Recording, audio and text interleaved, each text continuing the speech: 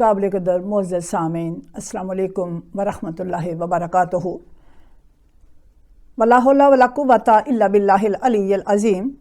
تو آج ہم سورہ بقرہ شریف کی 197 اور 198 یعنی 197 اور 198 دو آیتیں جو ہیں آج پڑھیں گے ہم۔ کل کی ویڈیو میں حج کے اور عمرے کے بارے میں ہم نے معلومات قرآن مجید فرقان حمید سے حاصل کرنے کی کوشش کی ہے، جس میں سادہ طریقے سے ہم نے چیزوں کو دیکھا ہے، کیونکہ جب لمبی تفسیروں میں پڑھیں گے تو اصل نچوڑ کی بات تو 2-3 پوائنٹ ہی ہوتے ہیں یا ایک بات ہوتی ہے کوئی، لیکن ہم تفسیروں میں پڑھ کے اصل بات سے بہت دور نکل جاتے ہیں۔ جیسے پانی اور دودھ کو ملا دیا جائے تو دونوں علیحدہ ہونی پھر بڑی مشکل ہو جاتی ہیں، کبھی کہیں جا کے آگ پہ جلنا پڑے گا اور دودھ کو، اور پھر کہیں جا کے اس میں سے وہ جو گہرا دودھ ہے، اچھا دودھ ہے، خالص ہے، وہ نکل پائے گا۔ اسی طرح ہمارا جو مذہب ہے، اسلام ہے، جو اللہ کے احکامات ہیں، یہ بھی اسی طرح تفاسیر کے حوالے ہو چکے ہیں اور ہمیں اصل بات کی سمجھ نہیں آتی۔ اب یہاں یہ ہے کہ اللہ تعالیٰ نے جو ہے کل کی ویڈیو میں کہ اللہ تعالیٰ نے آسانی فرما دی ہے کہ آپ اپنے سر میں اگر تکلیف ہے تو آپ لوگ جو ہیں اسے منڈوانے میں کمی بیشی کر سکتے ہو۔ اس کے علاوہ راستے میں اگر مشکل کا شکار ہو گئے ہو، کوئی مسئلہ پڑ گیا ہے، کوئی چوری ہو گئی ہے یا کوئی اور پریشانی آ گئی ہے، تو جو بھی توفیق ہو، جیسے ہم ایک گھائے میں ساتھ اسے ڈالتے ہیں، تو اسی طرح راستے میں اگر ایسی چیز اویلیبل ہے تو جس کے لیے میں نے چھوٹی سی مثال جو ہے دے دی تھی کہ اب چھوٹی چھوٹی قربانی جان دینی ہے، اللہ نے آسانی کر دی ہے۔ اب اس کو سوالوں میں الجھائیں گے تو آٹومیٹیکلی جو ہے وہ قربانی جو ہے وہ مشکل ہو جائے گی۔ تو اس کے علاوہ اگر نہیں وہ بندہ جو ہے وہ کر سکتا قربانی تو پھر کیا کرے، اس کے لیے بھی آپ نے کل احکام میں پڑھ لیا، اور جو ہے اس میں کیا کرنا ہے، 10 روزے رکھنے ہیں۔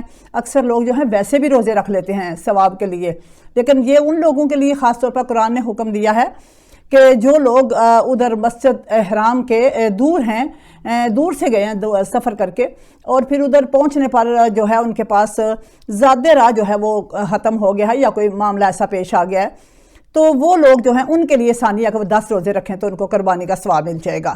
آج کی آیات میں ہم دیکھیں گے کہ حج کے بارے میں ہمیں کیا اللہ رب العزت مزید ہدایات دیتے ہیں۔ اعوذ باللہ من الشیطان الرجیم، بسم اللہ الرحمن الرحیم۔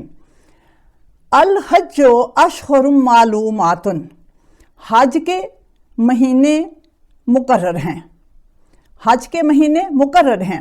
فمن فرض فیہن الحج فلا رفث ولا فسوق، پس جو ان میں حج کرنے کا فیصلہ کر لے یا حج کا فریضہ انجام دینے کا فیصلہ کر لے، تو پھر حج کے دوران فلا رفث ولا فسوق، پھر حج کے دوران کیا کرے، پھر حج کے دوران نہ رفث ہم بستری ہو، پھر ولا فسوق اور نہ فسق و فجور، ولا جدال اور نہ لڑائی جھگڑا۔ تو اب دوبارہ ہم اس کو دیکھیں گے، حج کے مقرر مہینے ہیں، پس جو کوئی ان میں حج ادا کرنے کا ارادہ کر لے یا فیصلہ کر لے تو پھر حج کے دوران نہ ہم بستری ہو اور نہ ہی وہ فسق و فجور کرے اور نہ ہی کوئی لڑائی جھگڑا ہو۔ یہ 3 کام کرنے ہیں جس وقت حج کا ارادہ آپ نے کر لیا ہے۔ ان 3 کاموں سے نیت کے بعد یہ واجب ہے۔ آگے دیکھتے ہیں، وَمَا تَفْعَلُوا مِنْ خَيْرٍ يَعْلَمْهُ اللَّهُ، جو کار خیر تم کرو گے یعنی اچھا کام، جو اچھا کام یا کار خیر تم کرو گے اللہ اسے خوب جان لے گا۔ وَتَزَوَّدُوا فَإِنَّ خَيْرَ الزَّادِ التَّقْوَىٰ، اور تزودوا زاد راہ، اور زاد راہ لے لیا کرو کہ بہترین زاد راہ تقوی ہے۔ وَاتَّقُونِ یا اولِ الالباب، اور اے عقل والو میری نافرمانی سے پرہیز کیا کرو۔ یہ پہلی آیت کا ترجمہ ہو گیا۔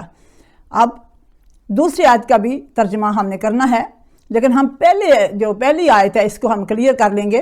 اب اس میں یہ ہے کہ اگر اللہ تعالیٰ آپ کو توفیق دیتا ہے، آپ حج کی نیت کر لیتے ہیں، یہ نیت کب کرنی ہے آپ نے، یعنی کہ آئندہ آنے والے، جیسے اب ہم نیت کر لیتے ہیں کہ اس ذی الحج میں حج کرنے جاؤں گی، اب ارادہ کر لیا تو یہ چیزیں واجب ہو جائیں گی جب نیت کر لیتا ہے نا بندہ۔ یہاں دیکھو، میں تفسیر کی بات نہیں کر رہی، میں قرآن کی بات کر رہی ہوں۔ कुरान की छोटी बात, हज के मुकर्रर महीने हैं। एनो एन तर्जमा किसी भी राइटर का, मुसन्नफ का लिखा हुआ आप देखो, इसकी बात ऐसे ही होगी। हज के मुकर्रर महीने हैं, बस जो इनमें हज का फरीज़ा अंजाम देने का इरादा कर ले तो फिर वो क्या करे, फिर वो हज के दौरान ना हम बिस्तरी करे। अब पहले तो नीयत कर ली है, अब नीयत करने के बाद भी कुछ चीज़ों को छोड़ना होगा, ये आपकी अपनी ज़ात पर वाजिब है। कुछ लोग ऐसे हैं वो कहते हैं कि गुनाह कर लो, हज करेंगे तो माफ़ हो जाएंगे। ये इरादतन किए हुए गुनाह जो हैं वो हज करने से माफ़ नहीं होते। हज करने से वो गुनाह माफ़ होते हैं जो मजबूरी की बना पर हमसे सर अंजाम दिए जाते हैं। अब हज की नीयत कर ली, हज पे चले गए, हज का फरीज़ा अंजाम देना है, तो दौरान हज जब आप सफ़र में निकल पड़े हो और हज के लिए चल पड़े हो और उधर जाके आप क़याम कर चुके हो और ये हज की पाबंदियां हैं, तो ये 3 काम नहीं करने। क्या? एक, हम बिस्तरी नहीं करनी, अपनी बीवी से नहीं मिलना, दूसरा जो है वो फिस्को फजूर नहीं करना, और तीसरा लड़ाई झगड़ा नहीं करना। अक्सर लोग उम्रे और हज पे गए हुए जो हैं वो लड़ झगड़ कर जो है वो उधर गुजारा करते हैं और आकर अपने लड़ने की कहानियां सुनाते हैं। अब ये पता चल गया कि अगर लड़ाई करनी है उधर तो इसमें अब अल्लाह जानता है कि कौन सी लड़ाई की वो माफ़ी देगा और कौन सी लड़ाई जो है वो उसके यहाँ जो है वो जिसकी ममानत होगी। अब कुछ भी हो जाए मेरे नज़दीक, उधर जाके कुछ भी मसाइल आपस में पेश आ जाए तो हमें जो है वो आपस में लड़ना झगड़ना नहीं चाहिए। अगली बात है कि और लड़ाई झगड़ा नहीं करना, और जो बंदा जो है वह मातफ़ालू मिन खैरी यअलमहुल्लाहु, जो बंदा ज़हन में रखता है कि मैं अच्छे अच्छे काम करूँगा और मैं उधर जाकर लड़ाई झगड़ा नहीं करूँगा क्योंकि मैं हज की नीयत करके आया हूँ और अल्लाह ने मना फरमाया है, ये सोच के जो है वो उधर के अमाल जो है वो अंजाम देगा, तो अल्लाह फरमाते हैं कि तुम जो भी इरादा तन अच्छे काम के लिए नीयत करोगे और कोशिश करोगे अल्लाह जानता है। यअलमहुल्लाहु, अल्लाह जानता है। अब यहाँ मैं एक बात करूँगी, अल्लाह ताला आप लोगों को भी हज पे ले जाए, अब कानून बदल चुका होगा।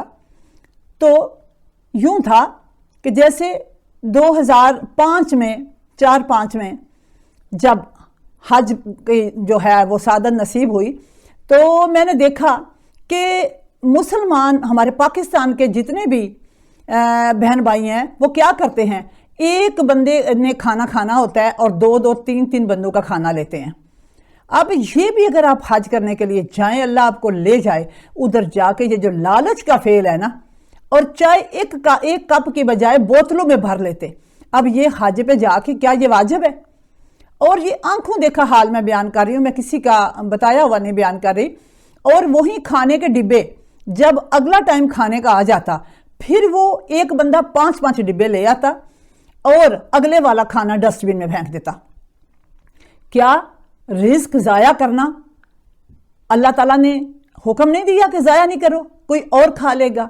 तो इसका मतलब क्या हुआ? अगर ये वाले सारे अमाल हम लेके जा रहे हैं तो हज हमें कोई फ़ायदा देने वाला नहीं है। और अगर आप हज करने जाएं तो कभी ये अमल ना कीजिएगा, क्योंकि हम मुसलमानों को उधर फिर नफ़रत की निगाह से देखते हैं, क्योंकि वो कहते हैं कि इनको कोई तमीज़ नहीं है, इनको खाना लेने और खाने का शऊर नहीं है। तो हमने इस चीज़ का ख़ास ख्याल करना होगा जब बाकी ममालिक से आने वाले मुसलमान ऐसे अफ़ाल नहीं सार अंजाम देते। हम पाकिस्तानी ये वाले फ़ेल जो है अंजाम देते हैं। ये मैंने आपको इसलिए बताया कि ये क्योंकि हज का चैप्टर है और हज के अंदर ही ये चीज़ें हैं। हर वो चीज़ जो जब ज़ाहिर है जब वो खाना एक बंदा 2-3 बंदों का खाना लेगा तो झूठ भी बोलेगा और फिर जो है उसमें एक दूसरे से झगड़ेगा भी, वैसा भी होगा। तो ये सारा कुछ गलत है। ये किसने कहा? अल्लाह ने। ये गलत है। और वतज़व्वदू, अगर आपने कुछ ज़्यादा राह लेना ही है, तज़व्वदू का मतलब होता है कि अगर तुम ज़्यादा राह रास्ते में इस्तेमाल होने वाली चीज़ों के अलावा कुछ ज़्यादा राह लेना चाहते हो अपने साथ, तो बेहतरीन तज़व्वदू, बेहतरीन ज़्यादा राह क्या है? खैरुज़्ज़ादी तक़वा।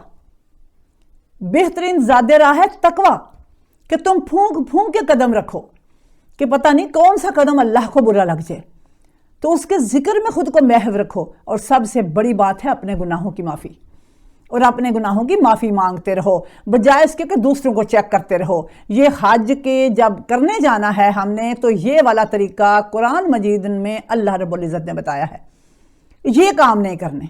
तो अगर आप हज या उम्रा करने जाएं तो आपने कभी भी किसी से تھوڑی سی منہ ماری بھی ہو جائے تو آپ نے صبر کر جانا ہے۔ یہ حج کے ارکان میں ہی ایک قسم کی چیزیں شامل ہیں اور بیس ہے۔ اب وَاتَّقُونِ یا اُولِی الْأَلْبَاب، اے عقل والو، اگر یعنی کہ آپ خود کو عقل والے بنانا چاہیں گے تو قرآن مجید نے عقل والوں کو ڈائریکٹ مخاطب کر لیا ہے۔ ذرا توجہ تو کیا کرو، اللہ تعالیٰ الگ الگ لوگوں کو جو ہے مخاطب کر کے بات کرتے ہیں۔ عقل والوں کہہ لیا ہے، کبھی متقین کہہ لیتا ہے اللہ، لیکن یہاں عقل والو۔ اب عقل والے، اب قرآن مجید میں عقل والے کس بات کے بعد میں آیا ہے؟ جو حج کے دوران اللہ کے بتائے ہوئے قوانین کے مطابق کیئر کرتے ہیں، احتیاط کرتے ہیں اور بچتے ہیں تو اور پھر اللہ تعالیٰ نے انہی سے بات کر لی، اے عقل والو میری نافرمانی سے پرہیز کرو۔ یعنی کہ اگر آپ اللہ کے یہ اصول قانون پڑھ لیتے ہیں تو ظاہر ہے پھر آپ لڑنے سے پرہیز کرو گے۔ اضافی کھانا جیسے میں نے کہا کہ بعد ڈسٹ بینوں میں پھینکنے سے پرہیز کرو گے۔ ایک بندے کی چائے ہے، یہ خاص طور پہ کہاں پیش آتا ہے؟ یہ پیش آتا ہے جس وقت میدان عرفات کی طرف ہم جاتے ہیں تو مزدلفہ وغیرہ ادھر پیش آتا ہے، مشعر الحرام کے پاس پیش آتے ہیں واقعات، جہاں لوگ جو ہیں بالکل چٹیل میدان کی طرح جگہ میں ہوتے ہیں، جہاں خالصاً جو ہے وہ لوگ استغفار جو ہے کرنے کے لیے جاتے ہیں، وہاں جا کے کس قسم کے اعمال ہم انجام دیتے ہیں۔ تو ہمیں اس چیز کی اصلاح کرنی ہے لازمی طور پر کہ بہتر زیادہ راہ تقویٰ ہے، اور تقویٰ کے معنی ہے کہ پھونک پھونک کے قدم رکھنا، حرص ہوس لالچ کا دامن چھوڑ دینا۔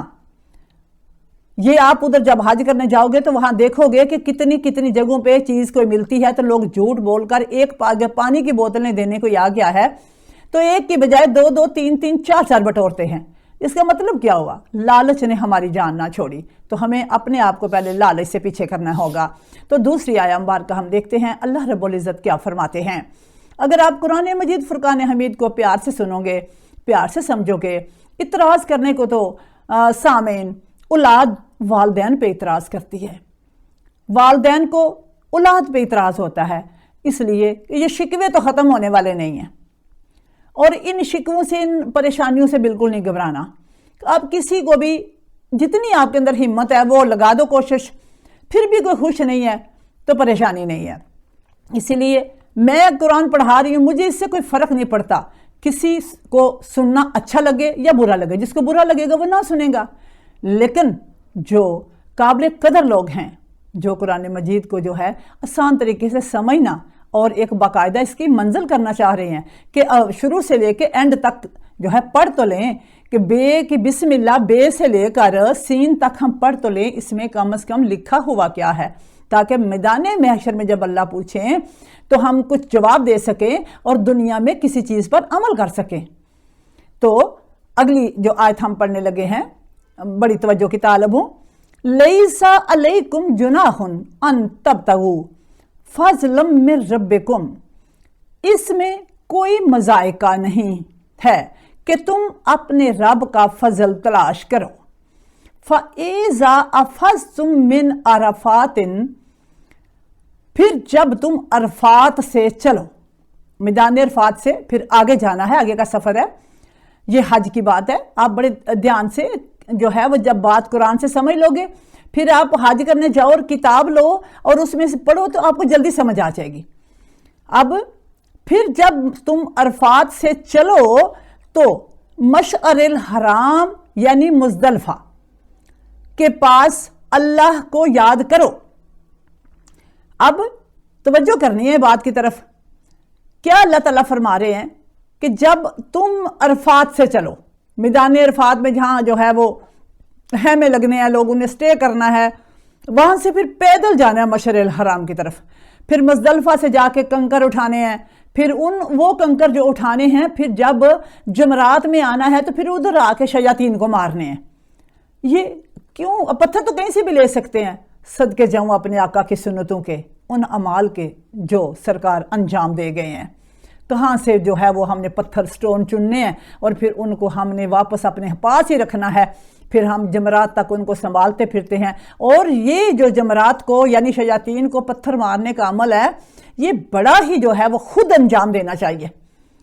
یہ سب سے پہلے اللہ نے جس کا ہاتھ استعمال کیا وہ حضرت ابراہیم علیہ السلام ہے، جنہوں نے حج کا واضح لگایا. بعد میں ہم جس نبی کے امتی ہیں وہ محمد رسول اللہ صلی اللہ علیہ وآلہ وسلم کے دست پاک سے جو جمرات کو کنکر مارے گئے تو ایٹومیٹیکلی وہ دست مصطفیٰ نے جو ہے اور قدر بخش دی اور شیاطین کے لیے تکلیف کا باعث ہو گئی یہ چیزیں. تو کدھر کیا کرنا ہے؟ پاس اللہ کو یاد کرو اور وَاذْكُرُوهُ كَمَا هَدَاكُمْ، اور اللہ کو اس طرح یاد کرو جس طرح اس نے تمہاری رہنمائی کی ہے یا تمہیں ہدایت فرمائی ہے.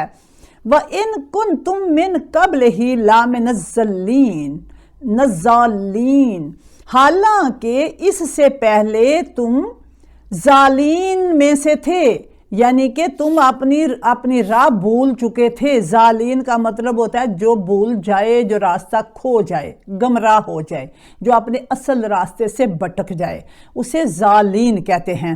تو حالانکہ اس سے پہلے تم اپنے یعنی کہ ظالین میں شامل تھے. اس کی میں نے تشریح کر کے آپ کو بتایا ہے ظالین کسے کہتے ہیں.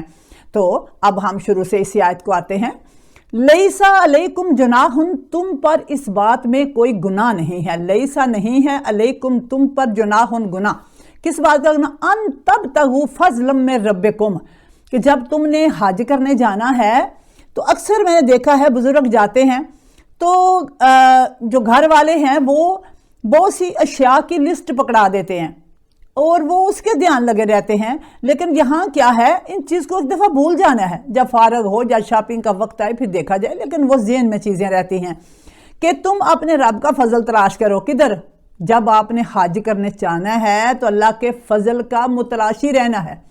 اپنی پوری زندگی کی ویڈیو گناہوں کی جب سے آپ نے ہوش سنبھالا اس ویڈیو کو اپنے ذہن میں تیار رکھ کے جانا ہے. اور یہ سارے جو میدان ہیں نا، میدان عرفات، مزدلفہ، تو ادھر آپ جب جاؤ گے تو آپ دیکھو گے کہ ادھر جا کے انسان کو اپنی زندگی کے سارے گناہ جو بندہ جو ہے وہ اپنے ذہن میں ویڈیو چلا لیتا ہے تو وہ سچا تائب ہو کے آتا ہے. لیکن اکثر لوگ اس کو اس طرح نہیں کر پاتے. لیکن اس کی تعلیم پہلے دینی ضروری ہوتی ہے، کیونکہ بہت سے اعمال ہم تب نہیں کر سکتے جب ہمیں اس کے لیے تربیت نہیں دی گئی ہوتی. تو اب کیا کرنا ہے پھر؟ عرفات سے چلو تو مشعر الحرام یعنی مزدلفہ کے پاس اللہ کا ذکر کرو. افضتم من عرفات، نفذ تم چلو، روانہ ہو. جب وہاں سے چل پڑو تو فذکروا اللہ، اب اللہ کا ذکر کرنا ہے. پیدل چلتے ہیں لوگ اور مزدلفہ تک جاتے ہیں، اب اللہ کا ذکر کرنا ہے. مشعر الحرام سے مراد میں نے آپ کو بتا دیا مزدلفہ ہے. تو مشعر الحرام کے پاس جا کے ادھر یعنی اس در کوئی اور بات نہیں کرنی، صرف اللہ کا ذکر کرنا ہے. اللہ کا ذکر یہ نہیں ہوتا کہ ہم پڑھتے جائیں لا الہ الا اللہ، لا الہ الا اللہ، یا اللہ اکبر، یا اللہ اکبر، یا کوئی آیت یا کوئی دعا. اس کا مطلب یہ ہوتا ہے کہ تم خالص جتنی غلطیاں کر چکے ہو ان کو ذہن میں رکھ کے تائب ہو کے اللہ کو خالص کر کے یاد کرو کہ صرف ایک اللہ کو واحد ماننا اور عملی طور پر ذہن کے اندر اس پہ عمل کرنا اور بسا لینا، یہ دو الگ چیزیں ہیں. ہم منہ سے کہہ لیتے ہیں لیکن ہم عملی طور پر اللہ کی قدرت کو جو ہے وہ نہیں سمجھ پاتے. آپ جب ڈاکٹر بھی اس کا اینڈ ہو جاتا ہے تو وہ کہتا ہے اوپر والے کے ہاتھ میں ہے. تو میں کہتی ہوں میں صدقے جاؤں اوپر والے کے ہاتھ کے. ہر انسان جب ہار جاتا ہے تو وہ کہتا ہے اوپر والا جانے. پتہ کیا چلا؟ ساری کوششوں کے باوجود پھر جب ہم ناکامیاب ہو پائیں تو پھر ظاہر ہے آخری سہارا اللہ ہے. اب وہ کوششیں کون سی ہونی چاہیے؟ ان کوششوں میں شرک نہیں بس ہونا چاہیے. باقی تو ساری کوششیں کرنی پڑیں گی، کیونکہ قرآن مجید میں ہے کہ کسی انسان کے لیے کچھ نہیں ہے. لیس الانسان الا ما سعی، کسی انسان کے لیے کچھ نہیں ہے سوائے اس کے کہ جس کے لیے وہ تگ و دو کرتا ہے، جس کے لیے وہ کوشش کرتا ہے وہی ملنا ہے. تو ہاتھ پہ ہاتھ رکھ کے ہم کہتے رہیں کہ یہ ہو جائے، ایسا ہونے والا نہیں ہے. تگ و دو کرنا، کوشش کرنا، یہ اللہ کا حکم ہے. اس کے بعد نہیں ہو پاتا تو پھر ایٹومیٹکلی اوپر والے کے ہاتھ میں ہے جو ساری دنیا کی کوششیں ناکام ہو گئی. تو اس کی قدرت کو ہم نے اس طرح پہچاننا ہے کہ صرف شرک نہیں کرنا، مدد اسی سے مانگنی ہے، اسی کے آگے ہم نے جبیں ٹیکنی ہے۔ وہی اب جو ہے جب ہم کسی نیک بندے کی بات کرتے ہیں، اہل بیت طہار کی بات کرتے ہیں، انبیاء کی بات کرتے ہیں، مولا امیر کائنات کی بات کرتے ہیں، صحابہ کرام کی بات کرتے ہیں، اولیاء کی بات کرتے ہیں، تو یا جو ہے صحابیات کی بات کرتے ہیں، تو اس کا مطلب کیا ہوتا ہے؟ اس کا مطلب ہوتا ہے یہ وہ ماڈل رول ہیں جنہوں نے اچھے کام کیے ہیں۔ ان کا ذکر کرنے سے ہم اللہ کے قریب ہونا چاہتے ہیں، نہ یہ کہ ان سے ڈائریکٹ مانگنے لگ پڑیں۔ اب اللہ کے قریب جو ہے وہ ظاہر ہے ہم نے ہونا ہے کن کے ذریعے؟ درود کیوں پڑھتے ہیں؟ اللہ کے قریب ہونے کے لیے۔ اب درود کس پہ پڑھتے ہیں؟ محمد رسول اللہ صلی اللہ علیہ وآلہ وسلم پہ اور ان کی آل پہ درود پڑھتے ہیں، اس کے بعد صحابہ پہ بھی پڑھتے ہیں، ازواج پہ بھی پڑھتے ہیں، لیکن جو نماز کا درود ہے وہ اس طرح ہے، درود ابراہیمی۔ تو اب آپ نے دیکھنا ہے کہ ہم جن پہ درود پڑھتے ہیں اس کا مطلب ہے یہ سب سے قریبی ہیں۔ آپ نے یہ بات الگ الگ من ماتا علی حب آل محمد ماتا شہیدہ، جو حب محمد و آل محمد پہ مرا وہ شہادت پا گیا، یعنی کہ شہید کی موت مرا۔ تو اس کا مطلب ہوا کہ یہ محبتیں، یہ کردار ہم نے سمجھنے ہیں۔ صرف اس میں ہماری رائے چاہیے کہ ہم کسی کو کیا مانتے ہیں، کسی کی ذات کے بارے میں ہمارا بلیو کیا ہے۔ تو پھر ہمارے حج کے اندر جو ہے فَاذْكُرُوا اللَّهَ، اب ظاہر ادھر بیٹھ کے حضرت ابراہیم علیہ السلام نے جو دعا مانگی، جو بیت اللہ کو بنایا، جو ان جگہوں پہ جانے کا حکم ہوا، پھر اس کے بعد جو ہے آپ کی دعا حضرت عبد المطلب کے گھر میں جا کے جو ہے وہ پوری ہوئی۔ حضرت عبد المطلب کا گھر جو ہے وہ حضرت اسماعیل علیہ السلام کی آگے نسل میں سے ہوا، تو پھر اسی گھر میں جو ہے نبی پاک صلی اللہ علیہ وآلہ وسلم آئے۔ تو ان کے بارے میں ذکر کرنا، تو حضرت عبد المطلب کا ذکر کرنا، آگے ان کے بیٹوں کا ذکر کرنا، پھر آگے اس گھر میں جو ہے وہ کن کے بیٹے تھے ہمارے آقا، ان کا ذکر کرنا، یہ سارا ذکر ہوتا ہے۔ آگے چل کے آپ کو اس کی مزید سمجھ آئے گی کہ جو میں نے ابھی حوالہ گھر کا دیا تو کیوں دیا، یہاں تو لکھا ہوا اللہ کا ذکر کرو۔ اچھے لوگوں کا ذکر کرنا اللہ کا ہی ذکر ہوتا ہے۔ محمد و آل محمد صلی اللہ علیہ وآلہ وسلم پہ درود پڑھنا، ان کی شان بیان کرنا، صحابہ کرام کی شان بیان کرنا، یہ اللہ ہی کا ذکر ہوتا ہے۔ اب آگے دیکھتے ہیں کس طرح ذکر کرنا ہے۔ وَاذْكُرُوهُ كَمَا هَدَاكُمْ، جس طرح تمہیں بتایا گیا ہے، ہدایت کی گئی ہے۔ اب ہر ہادی کا علیحدہ طریقہ ہوتا ہے۔ نبی پاک صلی اللہ علیہ وآلہ وسلم کا اسم پاک بھی ہے ہادی، ہادی آپ کا اسم پاک ہے۔ اس کا مطلب ہے جیسے نبی پاک صلی اللہ علیہ وآلہ وسلم نے ہدایت کی، اب یہ طریقہ ہمارے پاس تو اہل بیت و صحابہ کرام کے ذریعے پہنچے گا نا۔ تو آپ دیکھو، آپ کہیں بھی بیٹھتے ہو تو اپنے باوجداد کا ذکر چھیڑ لیتے ہو۔ تو نبی پاک صلی اللہ علیہ وآلہ وسلم کے باوجداد جو ہیں ظاہر حضرت ابراہیم علیہ السلام جدہ ہیں، تو آگے حضرت عبد المطلب، تو آگے حضرت عبد المطلب کے بیٹے، تو آگے نبی پاک صلی اللہ علیہ وآلہ وسلم، اور پھر آگے ان کی اولاد۔